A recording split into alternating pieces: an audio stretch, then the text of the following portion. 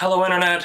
These next couple of episodes are going to be audio only because I'm getting over a pretty bad cold and don't really have the energy to do my usual lighting setup, so yeah. This time I at least have the decency to make sure that I'm not super close to the camera so that the audio isn't blown out. With that said, let's begin.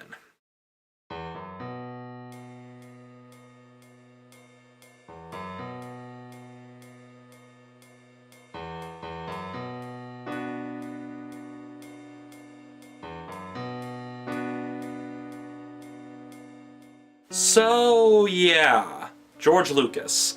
What more can really be said about the guy that hasn't really been said thousands of times already? I mean, the only reason I decided to review this film was because I was curious as to what we might be getting from him now that he's no longer in control of Star Wars. Coming out of the film, I find he's much better as the idea man than he is as a writer or director, because he only came up with the story. Let me repeat that. He wrote the story, but not the screenplay. I am kind of surprised that he decided to do an animated musical.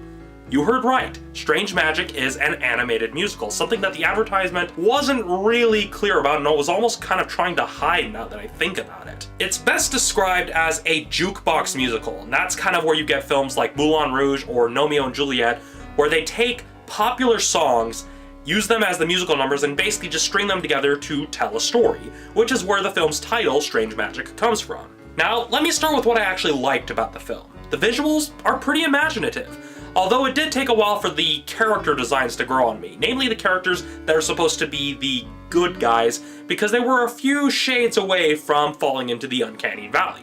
But the creatures and monsters, they looked pretty well designed, pretty well put together, and had a nice sense of appeal, as did the environments as a whole.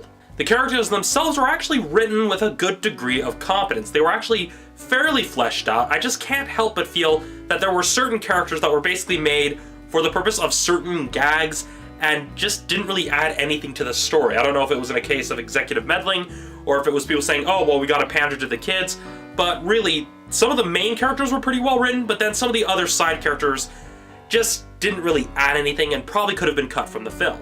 The soundtrack, while being a bit of a mixed bag, had some pretty good sounding songs, although there were some moments where we heard a few measures from other songs without really hearing any of the lyrics. That may have been for the best because sometimes it worked, and other times it sounded kind of desperate. The only thing that bothered me music-wise was how the film couldn't decide if it was trying to copy the Disney formula or if it was trying to be an operetta where the entire film would have been in song. But the biggest complaint I have about the film is that it's desperately trying to be subversive. It's basically trying to take the same pages from Frozen's playbook.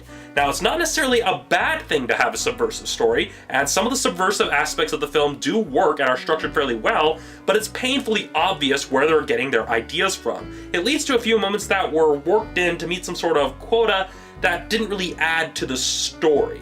Overall, the film's not that bad, but it does have some aspects that hold it back. If they trimmed out some of the pointless subplots and comedy bits, it could have worked, even as a jukebox musical. There was potential here, but for what it's worth, it's one of the better Disney knockoff movies out there. As for its target audience, the film definitely skews older with some of its jokes and imagery, so I wouldn't recommend it for really little kids. It's not to the level of early DreamWorks, but it might make some more conservative viewers uncomfortable. If you're curious about the film, wait for it to come to Netflix or Redbox. It's not worth the full ticket price, and you don't really lose anything by not seeing it in theaters. All of that said, Strange Magic gets a 3.5 out of 5. So that's it for this episode of Romney's Reviews. Thank you for watching. I'll see you all next time.